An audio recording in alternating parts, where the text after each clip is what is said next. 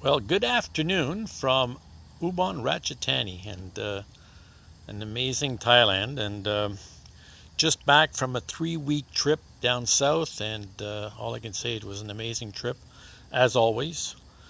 And yeah, we had a great time. Abe, Toby, and we had a few people, Mark, that joined us along the way. So we had a lot of fun. And when I got back, I was thinking about getting another bike because you just never have enough motorcycles, as you know. And so I decided to pick up this. Hey, good afternoon, Tony. I figured that we'd pick up this new Honda CT125 Hunter CUB.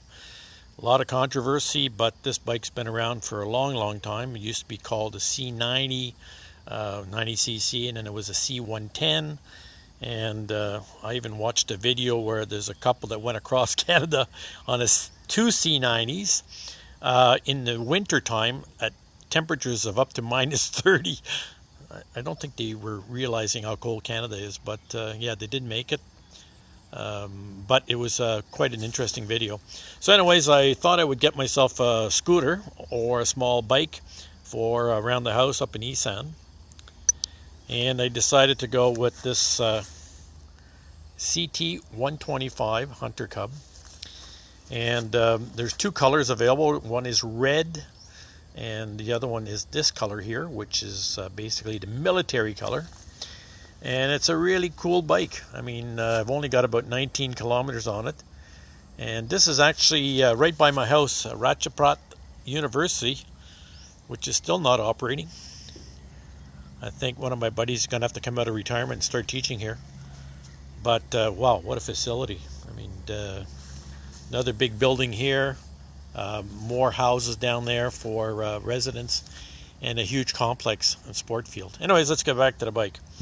So you got ABS disc brakes in the front, and you've got disc brake in the back, but the disc brake in the back does not have ABS on it. You can actually kickstart this bike. It's got a kickstart on it as well. It's got LED light in the front, but I will be adding lights. Everybody knows me. I love lights on the bike because I like to ride at night.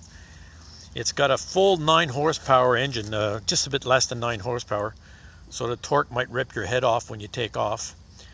And one of the cool things about it is that you can fill the gas underneath the seat. So that seat comes up, and the air breather is just around that area as well. So you can go pretty high in water. Now, I'm not going to test it in this lake right beside me, but definitely it'll go through a lot of water.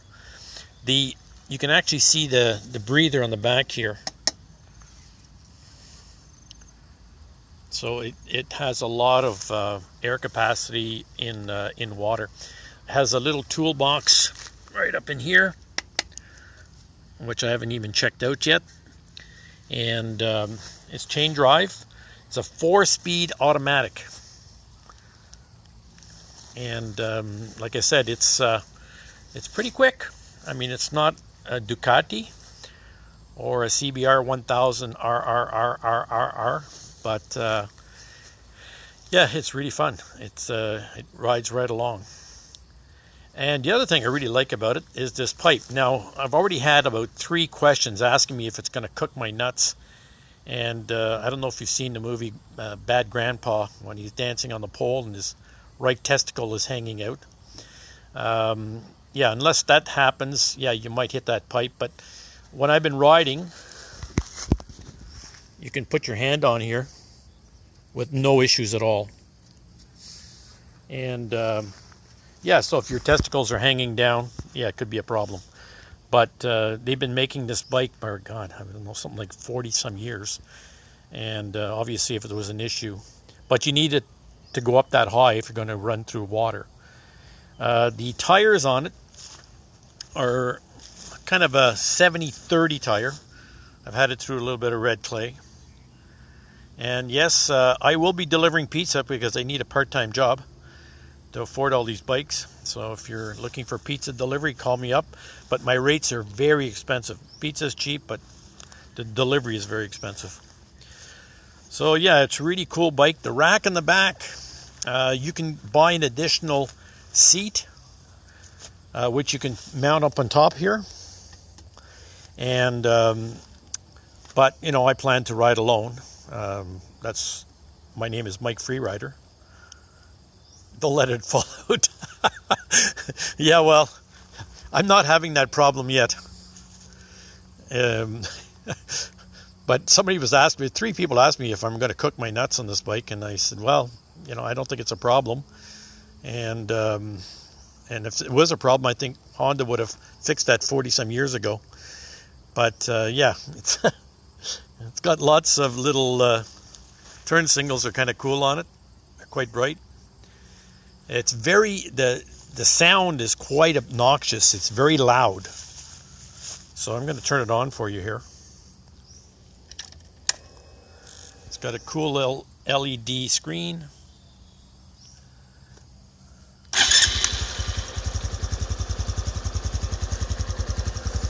So you can hear the roar of this motorcycle. It's incredible. And I love because yeah, you don't have to disturb the neighbors, or if you come in late at night after a night binging and drinking, the wife won't even notice that you're coming home. So yeah, it's really cool.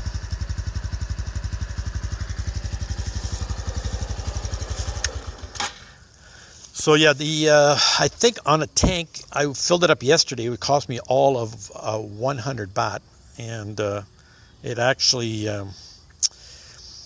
it was the 100 baht. There was about 2 or 3 baht that spilled out because it's only a 5-liter tank.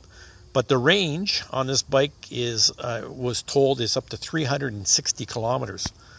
So I don't usually ride that between stops. So you get lots of mileage on this bike. It's actually pretty efficient motorcycle. Now, I don't have a lot of bits and bytes on it. There's a lot of racks that you can add on to it in front of the headlight, and this area right in here. There's a rack that goes in here. There's approximately 20 different accessories that you can put on this bike. So Ken, yeah, when is yours coming in? I know that you have one on order. I'm not sure if I'm going to use it for long or short trips. I have my CRF, which is for a bit more off-roadish. And no, it's not much storage on this bike. So, but for long trips, hey, listen, people have ridden from North America to Argentina on this bike, on a C90. And so, yeah, it's quite amazing. Yeah, so it's approximately 2 liters per 100 kilometers. That's the approximate. Now, you know, I'm really hard on the gas, so I might get a bit less than that. Brian's laughing, I know it for sure. So, yeah, you get a little bit more mileage than you would on, let's say, a Ducati Monster, where the only thing you don't pass is gas stations.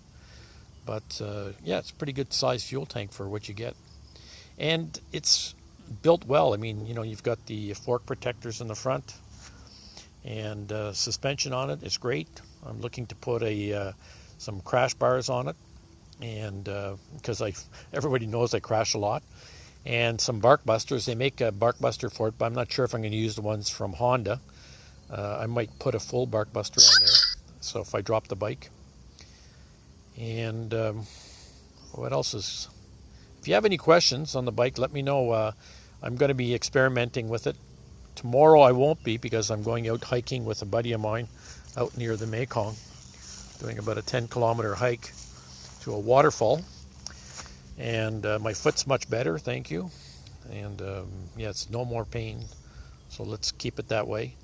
And I'm actually riding with boots, because I want to keep my foot protected as much as possible.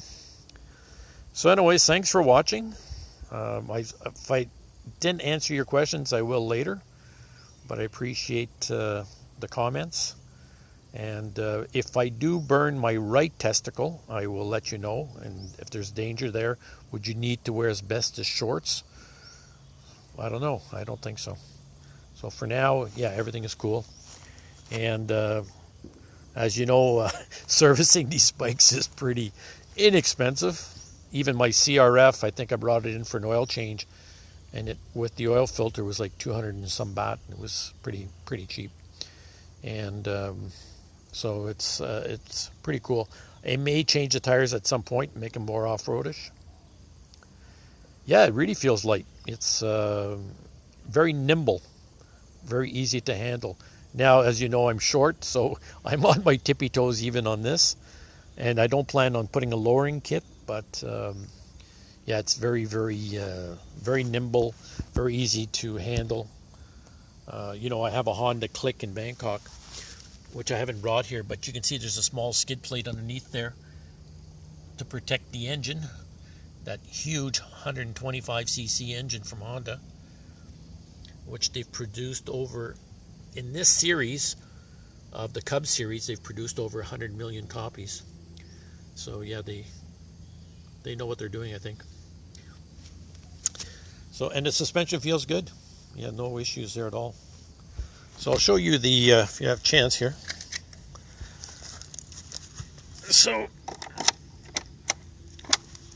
So there's the gas filler right here. So very easy to access. And again, this is not a scooter where you have lots of storage and stuff like that, but it's designed with this rack on the back. You can put a lot of crap on there. So there should be no issues there at all. Anyways, I'm gonna go burn up some fuel on a beautiful day in Isan. Look at the sky. We had some, look at that cloud formation, it's beautiful. Yeah, we've had a few days of rain, but nothing too serious. But it keeps everything nice and green. And it'll be nice when this university fills up with, which we're hoping it'll be just for females. But I don't think it'll happen. Yeah, I think that right now they're launching, I just heard that they've launched in Australia. In Australia, the price here, because I'm watching this guy from Australia doing videos on it, because he loves it to bits too, but he paid 7,000 Australian dollars for it.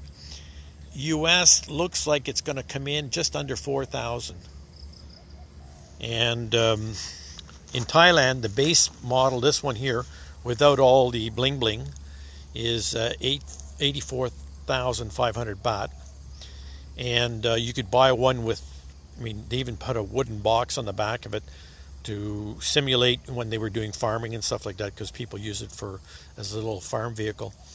And it's 104,000 baht, and you can get financing on it at 0.59%. So the financing is quite cheap for a small bike. And 17-inch tires, so, and spokes, as you can see.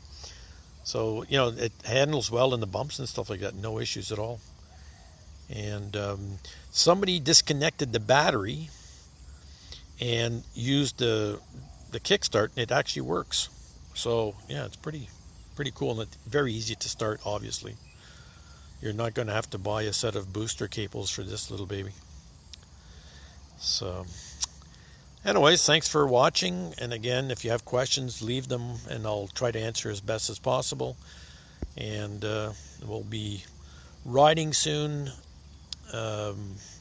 Most of this month I'll probably be in the Isan area, attending an off-road training course with Honda in Ubon Ratchathani on October 25th, and then planning a ride around Isan in the end of November, and then planning another ride with the GTR Memorial Ride, which is going to be on November 7th and 8th. I'm not sure which bike I'm going to use on that. It's getting difficult to choose which bike, but I'm not sure how, you know, there's some places in Isan that I want to go that are a little bit sketchy off-road, so this is where I might try this little puppy out. So thanks for watching, and have a great day.